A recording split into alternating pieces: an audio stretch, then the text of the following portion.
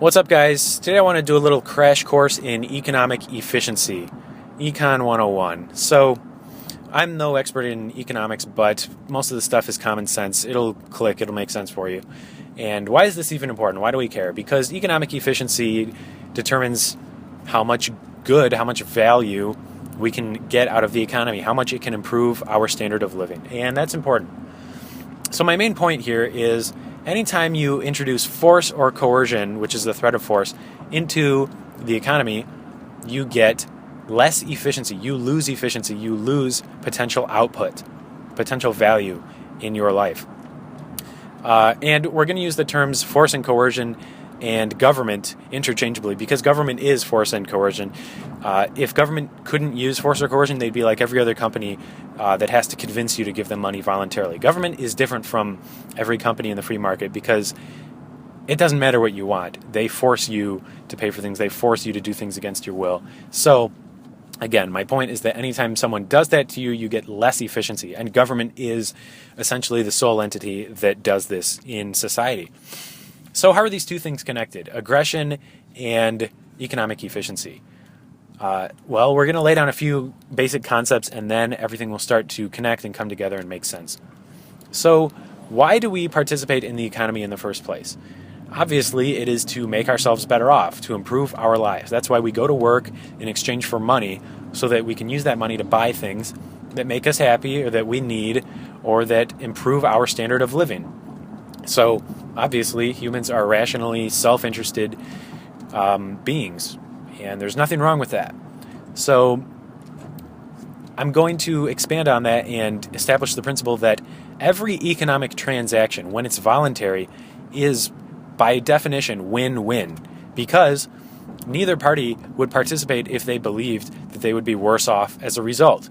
So, an example, say I'm buying bananas for 50 cents a banana. I want the banana more than I want my 50 cents, and the farmer wants my 50 cents more than he wants the banana. So we're both better off as a result. So that's really important. It's basic and obvious, but it's also really important. Every voluntary economic transaction is win-win. It's good. It's awesome. It's crunchy and delicious. So the flip side of that same coin says that anytime you force somebody to do something against their will, you are making them worse off, obviously, because if you would have made them better off, they would have agreed with you in the first place. Like you can't really force somebody to accept $1 million generally because they believe that getting $1 million is going to make them better off, right? However, you generally have to force people when you want their wallet against their will because they believe that that would make them worse off to just give their wallet to a total stranger. So, these are two very important principles. Anytime you have a voluntary transaction, both parties are benefiting. Anytime it's the opposite of that and it's forced or coerced, it's win-lose because you are worse off than if you were never to be forced in the first place. Giving your wallet to a mugger makes you worse off than if the mugger had never forced you in the first place, right? Okay, so next. Why is that important? Why does that matter? Well, again, government is the use of force. Government is not like every company in the free market. You do not have a choice whether you want to pay for government services.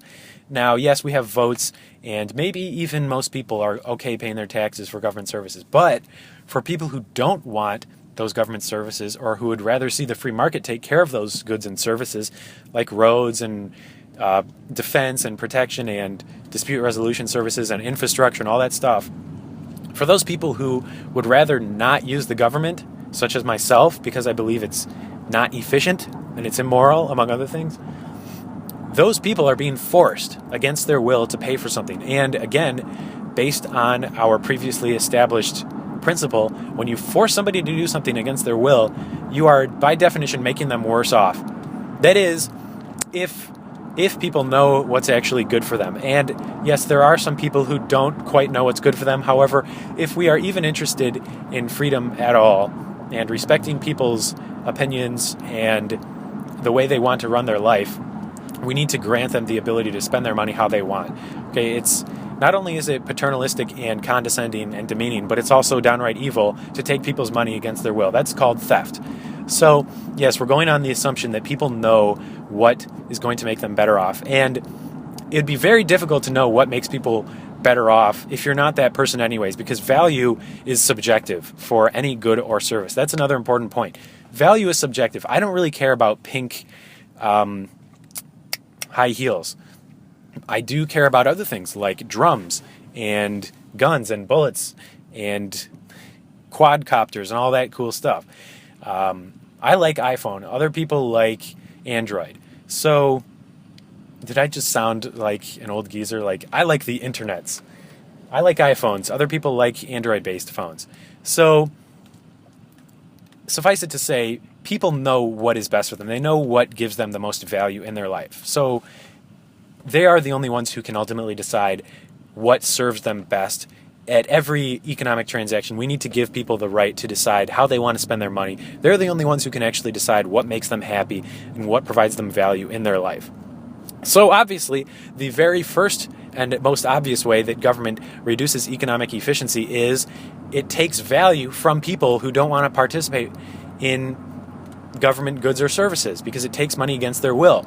So those people who don't want to pay for government services or don't want to utilize them, obviously they're losing out because they believe that there's a better way to spend their money. So they are losing, they have a net loss of value. Government takes their money and gives them something crappy in return. Well, they lost out. Just like if some guy wants to sell you a can of soup for $50 and you're like, you know what, no thanks. I know the soup has some worth, but it's not worth $50 to me. To me, it's not worth $50. And then the guy just takes your money and drops the soup can at your feet. Obviously, he's stolen from you and he's made you worse off in that situation. Common sense, but maybe that's not so common. You'd be amazed at the debates I've had with some people. So now that we've laid these basic principles, we have point number one. One way the government makes the economy less efficient is it actually makes people worse off who don't want to participate. Now, the second way is a little more complicated, and it deals with supply and demand. So, again, we established at the beginning that the whole point of the economy is to provide value for people. Now, the free market, the only way you can get money, the only way you can get rich is by providing value to people and them voluntarily giving you money, right? Unless you're the government, you can't just take money from people by force at gunpoint. So the price signal is what guides entrepreneurs and businesses in a way to do just that, to provide people with value in the economy. Like, how do entrepreneurs and businesses know how to serve their fellow human? Because that's the only way you can make money. How do they know what to do? Well, the profit incentive is what guides them in serving their fellow human. So when there's a huge demand in a certain sector of the economy and people are willing to pay money for it, that's where businesses rush in to provide that service. And how do they know that there's money to be made? Because they see that there is a business already making money hand over fist. For instance, let's say you're out in the middle of the desert and you see some guy open up a water purification or say a water well, and he's just like a millionaire. He's making tons of money, and you're observing these free market transactions. A guy's driving a Cadillac. You know that there's a lot of demand in this field, and you think you can probably undercut him and still provide a lot of value. And so that is a price signal. Now, let's take an example to the opposite. In the restaurant business, it's hard to make money because, by and large, the restaurant business has been, that demand has been satisfied by tons and tons of restaurants. The market is flooded. So unless you're really providing tons of value for people and doing something really great and your cheeseburgers are just mind-blowing, you're probably not going to make much money in the restaurant business. Unless you can be really efficient and push your costs to the floor and convince people to give you money that you're better than everyone else, you're not going to make much money. So there's the free market naturally tends towards equilibrium. That is, it wants to satisfy a demand in the economy and it wants to avoid a surplus. So like Apple, they don't want to produce too few iPhones because they're not going to make much money and there's going to be excess demand, and they'd be crazy not to make more iPhones. It's like, if people want it, why don't you make hay while the sun is shining, right? But if they make too many iPhones, they're just going to sit on the shelf and collect dust. So Obviously, Apple has an incentive to make as much money as possible, so they're going to tweak their price until they find this equilibrium price in the economy. So that is our next point, is that the free market naturally tends toward equilibrium. That is the price point that consumers and producers can both agree upon. So prices obviously aren't just random. Apple can't charge $5 for an iPhone because they'd go out of business and they wouldn't satisfy the demand in the economy. And if they charge $5,000, they're going to have iPhones sitting on the shelf. Again, nobody's going to want to buy it. So again, by the natural profit mechanism and the voluntary interaction of consumers and producers, they naturally find this equilibrium price. And you can look it up anywhere you want on the internet. It's hard to describe right now because this is just audio, but if you look at a supply and demand chart and you look at the equilibrium price position, you will find that this is the most efficient point for a price to be in the economy in terms of providing value to consumers and producers. The two variables we're talking about are consumer surplus and producer surplus. And what they essentially describe is how much value is being created for people. And again, that's the entire point of the economy, is to create value for people, right? We're not just working 40 hours a week for no good reason. We're all doing this to create value for other people so that they can voluntarily give us money. So, to reiterate, you find an equilibrium price in the free market because the free market naturally wants to close the demand gap and close the surplus gap, right? Now, when you introduce government, which is an artificial monopoly oftentimes, they don't know what is the equilibrium price. They don't know the best price. So let's take a concrete example, like government roads. How does the government know what is the right price to charge for roads? Or how do they know that roads are even the most efficient way to satisfy the demand that is transportation? How do they know how often to fix roads? How do they know where to place roads in the most economical places that provide the most value for everybody? So you would naturally have the market incentives driving companies to produce roads and charge for them at rates which provide people with value, but at the same time not have too much excess, not have fat in the economy, not having highways that go out to like one guy's farmhouse out in the middle of Kansas. So that's what the free market does, is it's naturally efficient, because if something is not cost effective, the free market's not going to do it. And that's something that people often, I think, willingly ignore. They feel some kind of betrayal that the free market doesn't want to do things that don't make dollars and cents. But why would we waste resources on something that's not satisfying the bottom line, that's not serving your fellow human? Again, if that's our goal in the economy, then we just need to let it be by itself, and it will naturally find the best and cheapest and most economical and efficient way to satisfy demand. So again, government, back to the government roads, government just takes your money by force. They don't know what is the right price or whether roads are even a good or efficient idea in the first place to provide for transportation services. How do they not know that? Well, because people don't even have a choice whether they want to pay for roads.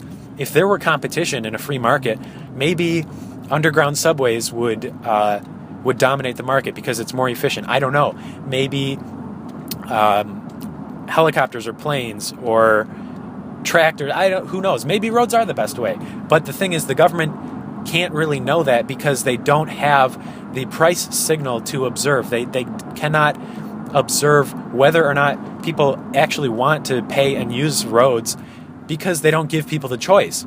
So how do you know that roads are actually creating value for people? Well, the government just created the roads and forced people to pay for them, so people are going to use them, but how do you know it's the best way?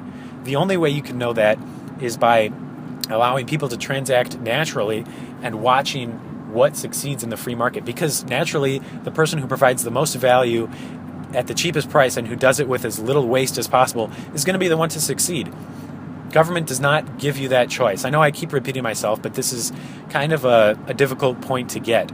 So if you create an artificial monopoly through the government, you cannot observe whether or not people actually want to utilize your good or service. You can't know because you haven't even given people the choice to voice their opinion through purchasing, which is essentially, it's been described as, the free market's been described as the only true democracy because people can vote with their dollars.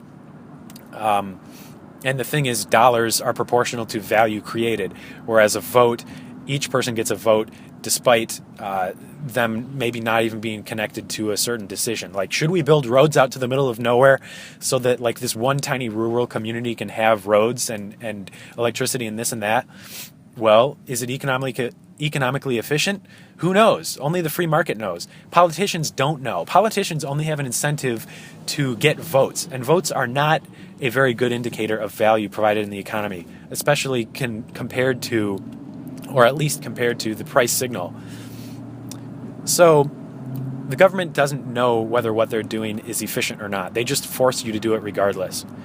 So that is our second point, how the government reduces efficiency in the economy, is they distort the price signal so there's no true equilibrium price for government goods or services. Or there is, but we just don't know where it is because government hasn't given us a choice in the matter. So another way the government reduces efficiency in the economy is, and this is a common way, they manipulate interest rates artificially. So what are interest rates? When you deposit your money in a bank, they will pay you an interest rate essentially for the service of getting to lend out your money to investors because you are providing some value there. You're making your money available to businesses and entrepreneurs who want to go out and do stuff with your money and then pay it back to the bank with interest. So when a lot of people are saving, the interest rate is naturally going to be low because that demand has already been largely met by people who are saving their money and depositing it in the bank. That's why the bank gives you money, is because they want to lend out to entrepreneurs. That's why they pay you interest. Now, the government likes to manipulate interest rates to stimulate the economy. So they will naturally try to crush the interest rates lower to make lending to businesses and entrepreneurs cheaper. So then businesses and entrepreneurs go out and start financing all their new big costly projects because who knows how long the interest rates are going to be low, right? But the thing is, this is an artificial signal. So, and this especially affects the financial industry, where people look at interest rate as a way to measure certain parameters. Like if a lot of people are saving, it might be good to start up this business. Or if a lot of people are spending right now, it might be a good idea to start up another type of business. So when you have artificial signals, you have businesses doing things which they normally wouldn't do. And again, businesses can only get money by satisfying people's demands in the economy. When the government creates an artificial price signal, such as an artificial interest rate, then businesses do things that, well, they make sense because of the low interest rate, but they don't make sense in terms of serving people. So let's give a concrete example. The housing industry recently had a huge bubble and then a bust. So why is that? Because the government wanted to make it easier for people to get into houses, because again, this was their form of stimulus for the economy, so that the economy numbers would look good and they would get reelected and all these perverse incentives. They wanted more people to get into houses, to artificially boost the economy with this snort of cocaine, this injection of heroin to the economy. So it did work for a while. Banks were required to loosen their standards for allowing people to get into mortgages. Interest rates were crushed low. So then you got all these people into the mortgage business, starting up mortgages for houses when they really couldn't afford it. So, and then these people defaulted on their mortgages, and then banks wanted bailouts, and it was a huge disaster. And the whole reason banks have interest rates for people who are taking out mortgages based on their credit score and other parameters like their income and things like that is it's a way to manage risk naturally. Because if you don't seem like a very trustworthy candidate, a bank is going obviously to want to make more money from you up front because they don't trust that you're going to pay it back. Now, if you have a great track record, an awesome credit score, etc., you're making tons of money, they're not going to charge as much for your interest rate because they trust you more. And they want to attract customers like that. So hopefully it's starting to make sense. It's starting to become clear that there are these natural signals and natural safeguards and natural regulations in the economy, and government with their perverse political incentives, and by the way, with no personal financial incentive to do well or to not waste money. Politicians just come in and start twisting the dials to fulfill their desires, to get reelected, to get a temporary boost for the next 4 years so they can get reelected for another 4. So it should be no surprise that when politicians have the golden key to the economy, of course they're going to drive it into the ground. They have no incentive to do a good job. And that brings us to another point, is the government doesn't really have an incentive to do a good job for any good or service. If they can take your money by force, what makes you think they're going to be driven to innovate or to provide a quality service at a reasonable price? Anything the government touches tends to get frozen in time, like public schools. What was it 50, 100 years ago? 30 kids sitting in a room in front of a blackboard. What has changed? I don't know, maybe the board is white now? So you need competition to cause innovation and to, I mean, obviously if you have just one supplier of a certain good or service, they have no real incentive to do a good job for their customers because they're the only one.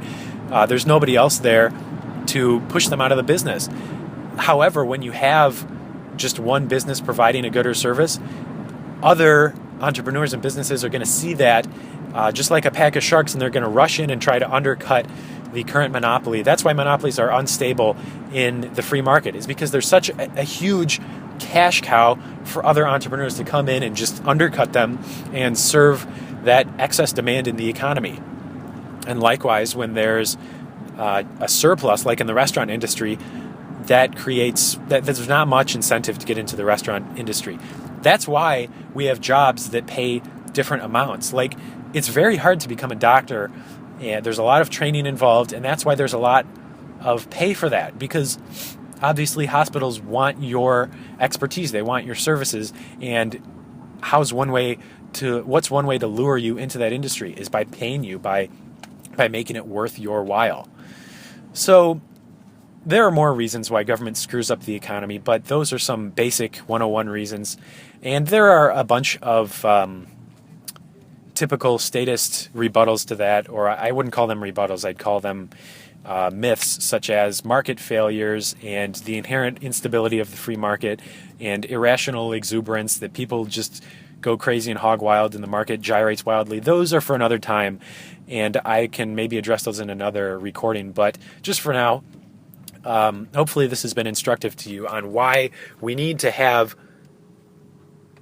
the free market and not the government providing goods and services, because that is the way to achieve optimal efficiency and to provide the most value in the economy.